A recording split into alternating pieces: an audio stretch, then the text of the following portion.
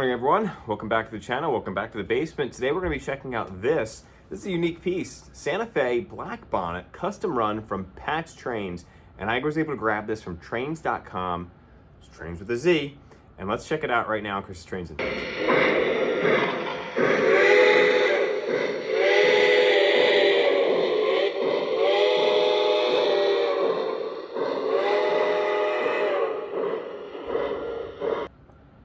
So, how does this fit into my collection? Well, it doesn't, but it's a custom run, it's a fantasy paint scheme, it's a small locomotive, a little 460, and I had a 460 that was the Strasburg 972 custom run from Nicholas Smith Trains from a few years ago. But I was able to snag this from trains.com, and it is in fantastic condition. Now, Patch Trains is out of Wheeling, West Virginia, and they have become really known for doing these types of engines, the Black Bonnet. In fact, they don't just reserve the Black Bonnet for things that maybe the Santa Fe had. They did a Black Bonnet Dreyfus from the latest Dreyfus release from Lionel. So anything that comes out, I feel like Pat's doing a custom run Black Bonnet. And there are people that love to pick these up. Now, the one thing I like about this Black Bonnet is it doesn't have that really glossy finish that we've come to find with a lot of other Black Bonnet finishes. Some of I think they did a Northern that was very glossy. Lionel has done some Black Bonnets that are not custom runs. They did a Black Bonnet version of the 210-10-2, the big Santa Fe engine. That had a really glossy finish as well. This does not, it's more of a matte finish, which I think looks really nice. Now, today we're gonna run this around the layout with the ATSF, or the Santa Fe stock cars, the Vision Line stock cars, and an MTH caboose. So a little bit some Lionel, and then we have the MTH caboose there on the back of this one. But let's dive in a little closer. This thing smokes like crazy. So let's look at this, talk about where you can find one if you can't find one on Trains' website, and check out some of the features. All right, so here we are. This is the Santa Fe Black Bonnet Legacy 460 from Patch Trains, or Patrick's Trains, and it's an exclusive run. There were actually only 25 of these produced. So, you know, sometimes we have custom runs and there might be 100 or 200 units made. 200 units is a lot for a custom run, I think. 25 used to be the minimum that Lionel would produce. Now, I believe that minimum has increased, maybe even doubled to 50 as the minimum for a legacy steam engine to be produced. But back when these were produced, they did come out with only 25. And so really rare and hard to find this specific engine. So when it popped up on Trains' website, it seemed like it just made sense to go ahead and grab. Now, like anything on Trains, it's going to be secondhand, so it might not be in the most perfect condition. My concern is that, you know, functionality is perfect, and this thing does function perfectly. Didn't have to go back for any sort of issues. If it does have any issues when it arrives, you can always send it back to Trains and they will fix it for you and send it back, or they'll give you your money back.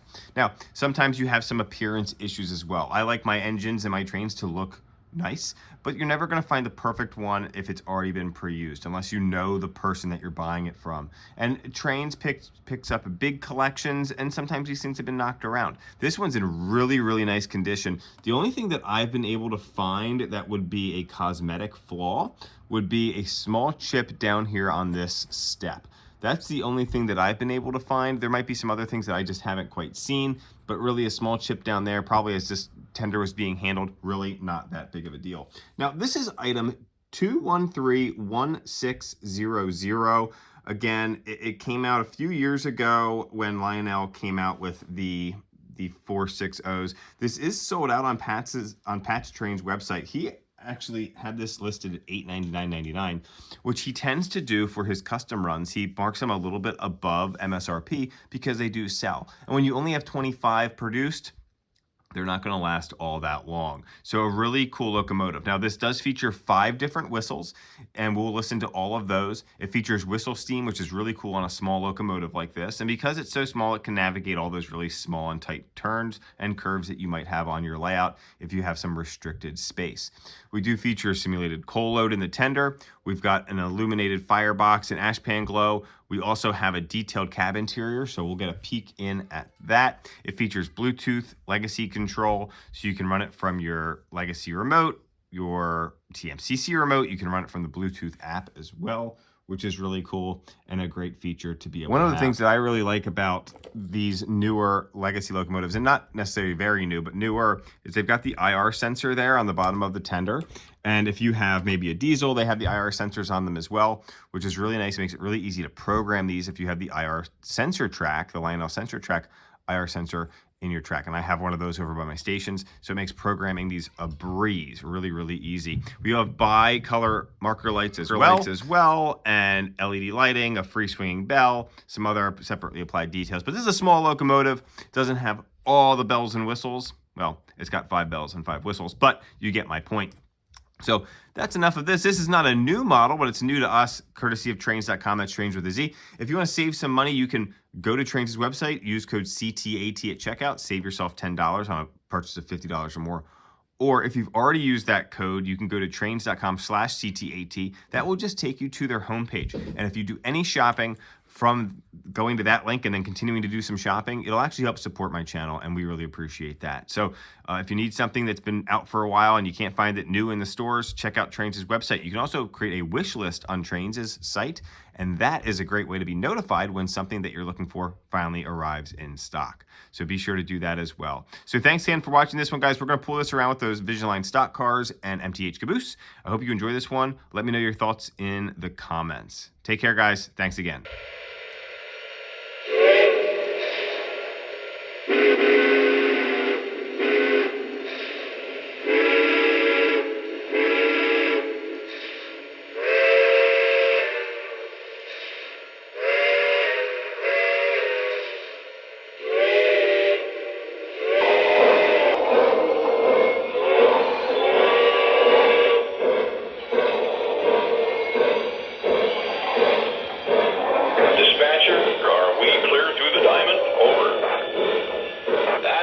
Your track is clear. Out.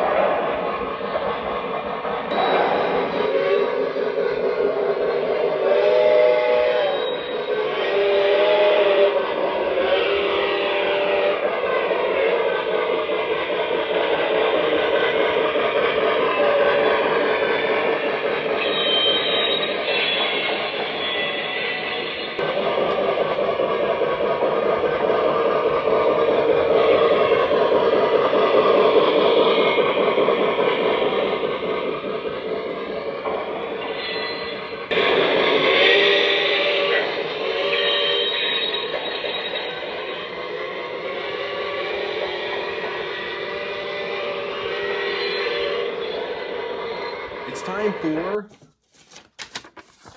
viewer mail. All right, so we decided here, it's 2024, let's try something new here on the channel, something that other channels don't do, that I follow at least in this hobby, and that is viewer mail. So this is gonna include comments that I receive on videos, as well as emails that I receive. Now I have an email that's posted in the community part of my page. If you go to About, you can see an email. And that's been the one that I use for a lot of what I do within the hobby. I've created a separate viewer mail email account, ctatviewermail@gmail.com there.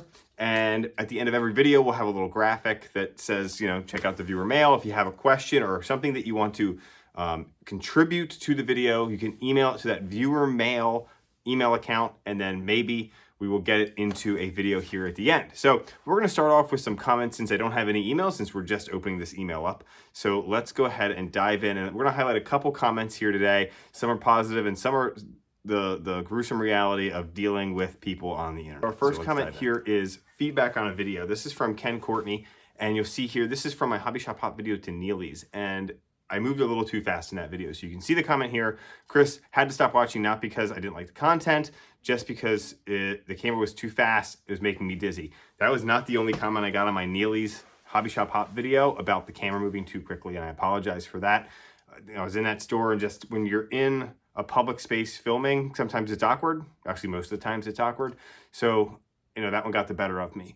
I then had I have another Hobby Shop Hop that's might be out before you see this, that I went back and re-edited to cut out any of the turning to hopefully make it a little bit better. So I appreciate the comment letting me know, and I got a bunch of them on that one. I apologize for the shakiness of that video. All right, here's one that we're gonna put up here. I actually posted this one on Instagram when it came through because it just was so ridiculous.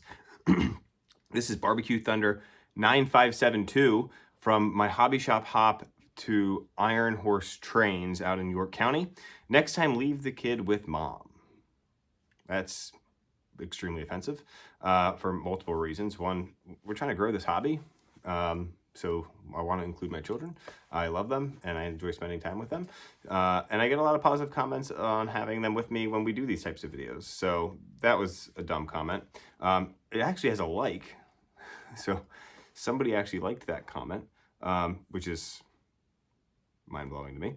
But we had 6 replies on that of people kind of shutting that guy down. So I appreciate the backup, guys. Thanks. So if you have anything that you would like to contribute to, it can be a question, it can be a comment, it can be a short story about what you've learned from my videos or the hobby in general and videos on YouTube, whatever, something that you want to share, send it to ctatviewermail@gmail.com, and maybe we'll get it out of viewer mail section of a video coming up soon. Thanks.